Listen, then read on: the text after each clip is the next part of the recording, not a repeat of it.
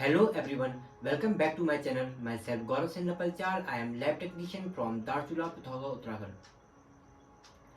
जैसा कि हम इससे पहले वीडियो में बात कर चुके हैं डायबिटीज यानी कि शुगर के बारे में कि डायबिटीज एक जेनेटिक और लाइफस्टाइल डिजीज है जो आनुवंशिक हमारे माता पिता के द्वारा और हमारे खराब जीवन शैली जैसे हमारे खान पान डेली एक्टिविटी पे डिपेंड करता है। तो आज हम बात करने वाले हैं टाइप 2 डायबिटीज़ यानी कि नॉन इंसुलिन डिपेंडेंट डायबिटीज़ के बारे में, उसके साइन और सिम्टम्स, उसके कॉजेस, उसके टेस्ट और उसके ट्रीटमेंट के बारे में। अब हम बात करेंगे टाइप 2 डायबिटीज़ यानी कि नॉन इंसुलिन डिपेंडेंट डायबिटीज़ के बारे में। जैसा कि टाइप 1 डायबिटीज़ यानी कि इंसुलिन डिपेंडेंट डायबिटीज़ में जो पेनक्रियाज के जो बीटा सेल है इंसुलिन नहीं बना पाते हैं, उस कंडीशन में पेशेंट को टाइप 1 डायबिटीज़ की शिकायत रहती है। पर नॉन इंसुलिन डिपेंडेंट डायबिटीज़ में जो पेनक्रियाज के बीटा सेल इंसुलिन तो बनाते हैं पर एक प्रॉपर क्वांटिटी में नहीं बना पाते। इस कंडीशन में जो बॉडी है इंसुलिन के प्रति रेजिस्टेंट हो जाती है। रेजिस्टेंट मतलब प्रतिरोध हो जाती है, इसीलिए से इंसुलिन रेजिस्टेंट डायबिटीज भी कहते हैं। इसमें क्या होता है कि जो बॉडी के सेल्स के ऊपर एक इंसुलिन रिसेप्टर होता है, वो इंसुलिन को नहीं पहचान पाते, उसके लिए रिस्पॉन्ड नहीं होते, जिस कारण से इंसुलिन ग्लूकोज को सेल्स के अंदर पुश नहीं कर सकता यानी कि नहीं भेजता है। और इस कंडीशन में जो ग्लूकोज है वो ब्लड में घूमता रह जाएगा, तो पेशेंट को टाइप 2 यानी कि नॉन इंसुलिन डिपेंडेंट डायबिटीज की शिकायत रहेगी। भारत में ज्यादातर लोगों को टाइप 2 डायबिटीज की शिकायत है, जो मिडिल एज के बाद हमें देखने को मिलता है। अब हम बात करेंगे इसके साइन और सिम्टम्स की यानी कि इसके संकेत और लक्षण की। तो पहला सिम्टम्स हमारा पॉलीफेजिया मतलब बार बार भूख लगना। डायबिटीज के केस में ग्लूकोज से एनर्जी नहीं बन पा रही होती है, तो बॉडी को कहीं ना कहीं से एनर्जी बनानी होती है, तो बॉडी इस कंडीशन में ज़्यादा मात्रा में खाना मांगती है, इसलिए पेशेंट को बार बार भूख लगती है। और नेक्स्ट सिम्टम्स है हमारा पॉलीडिप्सिया, बार बार प्यास लगना। अक्सर देखा होगा जो डायबिटीज़ के पेशेंट हैं वो कितना भी पानी पी ले उनको बार बार प्यास लगती रहती है। ऐसा इसलिए होता है जब बॉडी में बहुत सारा ग्लूकोज इकट्ठा होने के कारण बॉडी उसे बाहर निकालने के लिए बहुत ज़्यादा मात्रा में यूरिन प्रोड्यूस करती है, जिस कारण जो बॉडी का सारा पानी सीक्रेट हो जाता है। इस कंडीशन में पेशेंट को बार बार प्यास लगती है। और नेक्स्ट सिम्टम्स हमारा पॉलीयूरिया यानी कि बार बार पेशाब आना। जैसे कि मैंने आपको बताया कि डायबिटीज़ के केस में शरीर में ज़्यादा ग्लूकोज इकट्ठा होने के कारण जो बॉडी है बहुत ज़्यादा मात्रा में यूरिन प्रोड्यूस करती है, पर पॉलीयूरिया के केस में फ्रीक्वेंट यूरिनेशन ज़्यादा होता है, मतलब बार बार पेशाब आती है। और नेक्स्ट सिम्टम्स हमारा टायर्डनेस यानी कि थकावट होना। डायबिटीज़ के केस में ग्लूकोज से एनर्जी नहीं बन पाती होती है, तो पेशेंट को लेक ऑफ एनर्जी होती है, जिससे पेशेंट को थकावट महसूस होती है। और नेक्स्ट सिम्टम्स है हमारा कीटो एसिडोसिस। जैसे कि मैंने बताया कि डायबिटीज़ के केस में ग्लूकोज से एनर्जी नहीं बन पा रही होती है, तो जो बॉडी को कहीं ना कहीं से एनर्जी बनानी होती है, तो बॉडी प्रोटीन से एनर्जी बनाना स्टार्ट करती है। जब प्रोटीन ब्रेकडाउन होते हैं तो उसमें से कीटोन प्रोड्यूस होते हैं, और कीटोन एसिडिक और टॉक्सिक होते हैं, जिनके अंदर फ्रूटी स्मेल होती है।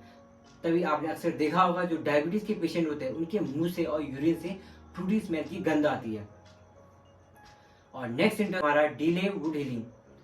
अक्सर देखा होगा जो डायबिटीज़ के पेशेंट हैं उनको कहीं चोट लग जाए तो उनका खून नहीं रुकता है, मतलब हीलिंग कम होती है। ऐसा इसीलिए होता है क्योंकि ये भी एक प्रोटीन का काम है, क्योंकि प्रोटीन तो एनर्जी बनाने में लगा है, इसलिए जो डायबिटीज के पेशेंट है उनकी जो वुड हीलिंग है वो डिले होती है। अगर डायबिटीज अनकंट्रोल हो जाए तो पेशेंट को रेटिनोपैथी यानी कि पेशेंट के जो आइज के रेटिना होते हैं उसके ब्लड वेसल्स डैमेज होना स्टार्ट हो जाते हैं, जिससे पेशेंट को धुंधला दिखाई देने लगता है। अगर डायबिटीज अनकंट्रोल हो जाए तो पेशेंट को न्यूरोपैथी यानी कि पेशेंट के नर्वस सिस्टम डैमेज हो जाते हैं, जिस कारण पेशेंट के हाथ पैर में झंझनाहट होना स्टार्ट हो जाती है। अगर डायबिटीज अनकंट्रोल हो जाए तो पेशेंट को नेफ्रोपैथी यानी कि पेशेंट की किडनी डैमेज होना स्टार्ट हो जाती है। अब हम बात करेंगे इसके कॉजेस की यानी कि कारण की। जैसे कि मैंने आपको बताया कि डायबिटीज लाइफस्टाइल डिजीज है।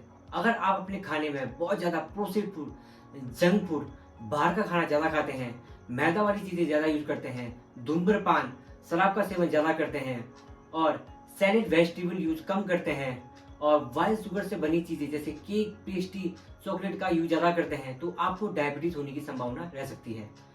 अगर आपके बेली फैट यानी कि सेंटर ऑफ सिटी कमर के पास फैट है तो आपको डायबिटीज होने की शिकायत रह सकती है।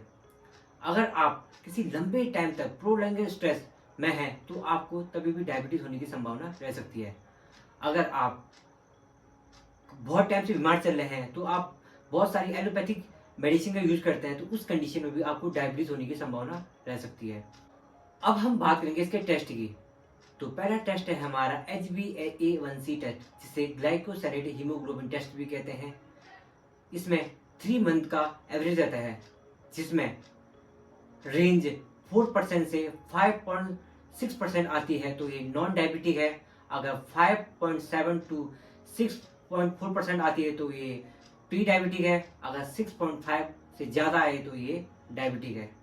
और दूसरे टेस्ट की बात करते हैं हम, तो वो है FBS यानी कि फास्टिंग ब्लड शुगर, जो हमें खाली पेट कराना होता है, जिसकी रेंज की बात करें तो 7 टू 110 आए तो ये नॉन डायबिटिक है। अगर 110 टू 125 आए तो ये प्री डायबिटिक है। अगर 125 से ज़्यादा आए तो ये डायबिटिक है। अब हम बात करेंगे इसके ट्रीटमेंट की। अगर आप अपनी लाइफस्टाइल को मेंटेन करते हैं, रेगुलरली एक्सरसाइज करते हैं, अपने खान पान में ध्यान देते हैं तो आप डायबिटीज को कंट्रोल में ला सकते हैं, यानी कि टाइप 2 डायबिटीज को कंट्रोल में ला सकते हैं। अगर आपको डॉक्टर डायबिटीज मेडिसिन या इंसुलिन में डालेगा जिससे आपका डायबिटीज कंट्रोल तो आ जाएगा, पर उसके बाद आपको अपनी लाइफस्टाइल और अपने खान पान में ध्यान देना होगा, जिससे आपका डायबिटीज मेंटेन रह सकता है। अब मैं बात करूंगा, अगर आपको डायबिटीज है तो आपको जनरली कोई भी डाइट प्लान फॉलो नहीं करना चाहिए, यानी कि खुद से कोई डाइट प्लान फॉलो नहीं करना है, क्योंकि जिस प्रकार शुगर बढ़ने से हाइपरग्लाइसीमिया होता है, उससे भी खतरनाक होता है हाइपोग्लाइसीमिया, जिसमें शुगर लेवल डाउन हो जाता है। आई होप आपको ये मेरी वीडियो पसंद आई होगी, तो इसे लाइक, शेयर, सब्सक्राइब कीजिए।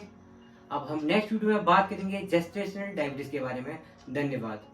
Oh, let me up with a bright smile on now. Put me in the dark, so won't get lost.